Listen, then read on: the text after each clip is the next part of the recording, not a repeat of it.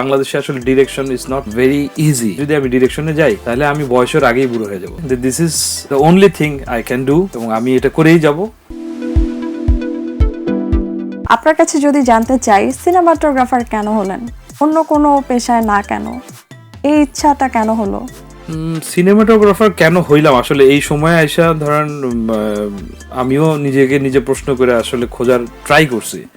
তো যেটা আমি আসলে পাইছি যে ধরেন আমি আমার স্কুল লাইফে কলেজ লাইফে আমি ডায়েরি লিখতাম, যেটা আমি খুঁজে পাইছি আর কি, যে কেন আমি সিনেমাটোগ্রাফিতে অন্য কোনো কিছুতে না কেন। আমি ডায়েরি লিখতাম, টুকটাক কবিতা লিখতাম। সো দেখতাম যে আমি যাইতেছি কোনো কিছু অবজার্ভ করতাম, সেটা নিয়ে লিখতাম।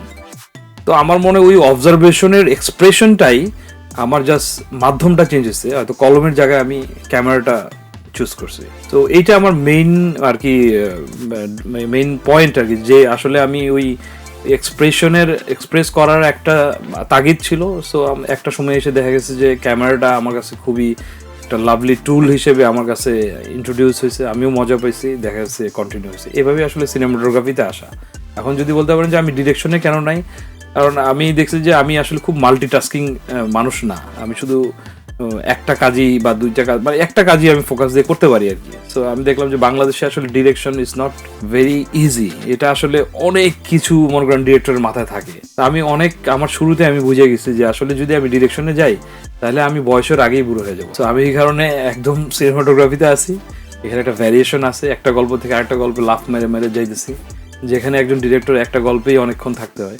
তো ওই কারণে আর কি আমি এত প্রেশার আসলে নিতে পারি না, নিতে চাইও না। তো আমি আসলে খুবই একটা নিশ চিন্তা ভাবনা এবং নিশ লাইফ লিড করার জন্য আসলে সিনেমাটোগ্রাফি। ফ্যামিলি থেকে কতটুকু সাপোর্ট পেয়েছিলেন? ফ্যামিলি থেকে শুরুতে কোনো সাপোর্টই ছিল না, যে কারণে আসলে ওই বিদ্রোহী নামের উৎপত্তি আর কি। যে আসলে আমার ওই স্যার ফ্যামিলির অপোজিটে এসে কাজ করছে, এই কারণে ওই নামটা উনি চুজ করছিল। তো ফ্যামিলির ওই অর্থে কোনো সাপোর্ট ছিল না, কিন্তু যখন সময়ের সাথে সাথে আমি ফ্যামিলিকে বুঝাইতে পারছি যে this is the only thing I can do, এবং আমি এটা করেই যাব।